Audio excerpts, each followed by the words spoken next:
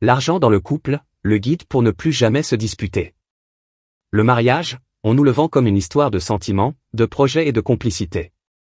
Mais au quotidien, la réalité nous rattrape souvent sous forme de factures, de loyers et de tickets de caisse. Saviez-vous que l'argent est la deuxième cause de divorce dans le monde? Et pourtant, c'est le sujet qu'on évite le plus, par peur de paraître matérialiste ou de briser la magie. Aujourd'hui, on va briser ce tabou.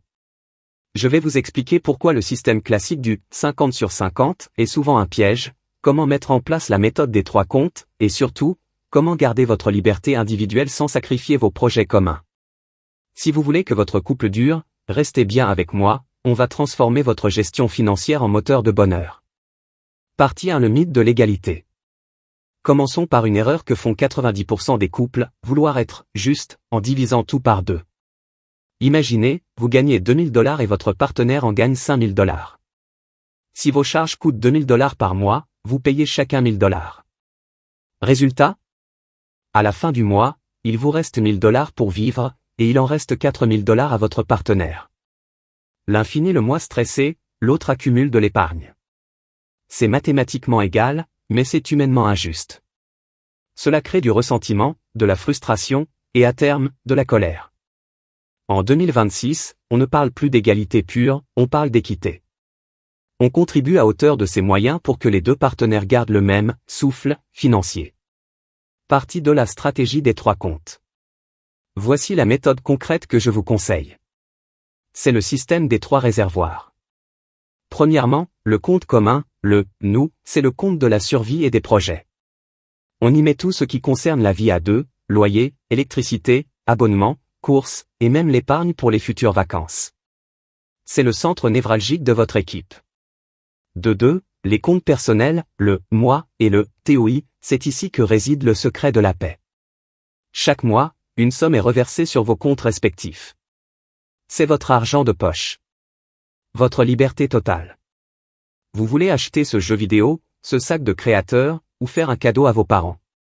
Vous le faites avec votre compte perso. Troisièmement, la règle d'or? 0 compte à rendre. Si c'est votre argent perso, l'autre n'a pas son mot à dire. C'est la fin définitive des réflexions du type « Tu as encore acheté ça ?» Partie 3. Comment calculer sa part? Alors, comment on calcule qui met combien sur le compte commun? C'est simple, on utilise la règle du prorata. On additionne vos 2 salaires pour avoir le revenu total du foyer. Puis, on regarde quel pourcentage représente votre salaire dans ce total. Si vous gagnez 40% des revenus globaux, vous payez 40% des charges communes.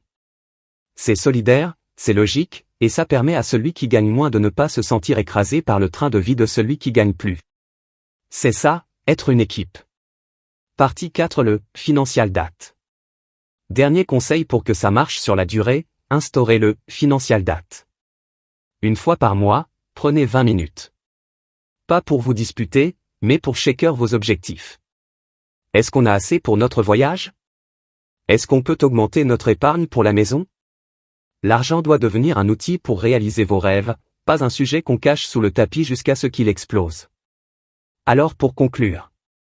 Gérer l'argent en couple, ce n'est pas être moins romantique, c'est être protecteur envers son avenir commun. J'aimerais savoir, quelle est votre méthode actuelle? Est-ce que vous partagez tout ou est-ce que vous gardez vos comptes séparés? Dites-moi tout en commentaire, je lis absolument tous vos retours. Si cette vidéo vous a aidé, n'oubliez pas de mettre un pouce bleu et de vous abonner pour d'autres conseils sur la vie à 2. On se retrouve dans la prochaine vidéo. Ciao!